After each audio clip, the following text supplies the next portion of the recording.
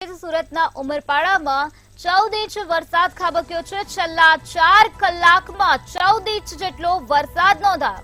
14 inch વરસાદ પડતા જનજીવન ભારે પ્રભાવિત થઈ ગયું છે। ઉમરપાડામાં વરસાદને પગલે જળબંબાકારની સ્થિતિનું નિર્માણ થઈ ગયું છે। ઠેર ઠેર જગ્યાએ વરસાદી પાણી ભરાયેલા જોવા મળી રહ્યા છે।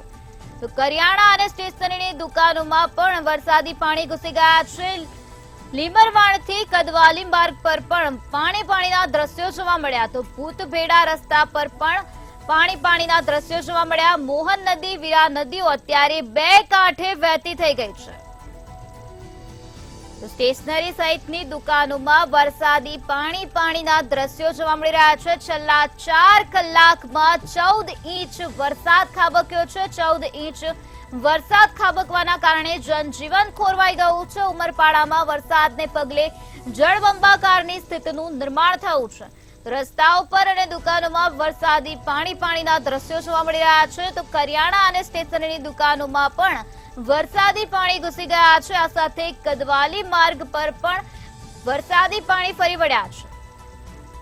મોહન નદી અને વીરા નદીઓ અત્યારે બે કાંઠે વહેતી થઈ હોય તેવા દ્રશ્યો સામે આવ્યા છે। જૂના ઉમરપાડા રસ્તાઓ પર અત્યારે વરસાદી પાણી ફરી વળ્યા છે। તો કરિયાણાની દુકાનોમાં પણ વરસાદી પાણી ઘૂસી ગયા છે। તો આ સાથે સ્ટેશનરીની દુકાનોમાં પણ વરસાદી પાણી ઘૂસી ગયા છે। 14 ઇંચ વરસાદના કારણે જનજીવન પર અત્યારે ભારે અસર થઈ છે।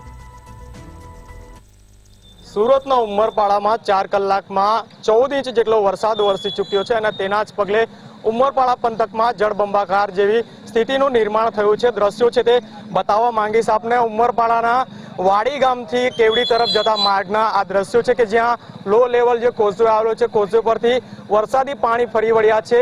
છેલ્લા 24 કલાકમાં જે પ્રકારે ઉમરપાડા પંથક અને સુરત ગ્રામ્ય વિસ્તારમાં જે પ્રકારે વરસાદી જે વાતાવરણ જોવા મળી રહ્યું છે, જે પ્રકારે વરસાદ વરસી રહ્યો છે, તેને જ લઈને જે લો લેવલ કોઝવે આવેલા છે તેના ઉપરથી પાણી ફરી વળ્યા છે। બીજી તરફ ઉમરપાડાની કેટલીક જે દુકાનો છે તેમાં પણ પાણી ભરાયા છે। દ્રશ્યોમાં જે રીતે જોઈ શકાય છે, જે કોઝવે આવેલો છે અને કોઝવે ઉપરથી જે પ્રકારે પાણી ફરી વળ્યા છે, જે વાહન ચાલકો છે તેઓ જીવના જોખમે જે રસ્તો છે તે પસાર થવા માટે મજબૂર બન્યા છે। બીજી તરફ જે પ્રકારે ઉમરપાડા તાલુકામાં જે પ્રકારે વરસાદ વરસી રહ્યો છે અને વરસાદને લઈને જે પ્રકારે સમગ્ર જે વિસ્તાર છે, વિસ્તારમાં જે પ્રકારે માહોલ જોવા મળી રહ્યો છે, તેને જ લઈને કહી શકાય કે ઉમરપાડા તાલુકામાં હજી પણ વરસાદી વાતાવરણ યથાવત છે અને જે જળાશયો આવેલા છે તેના જળસ્તરમાં વધારો થઈ શકે છે તે પ્રકારેની શક્યતાઓ વર્તાઈ રહી છે। નલિન ચૌધરી, મંતવ્ય ન્યૂઝ, સુરત।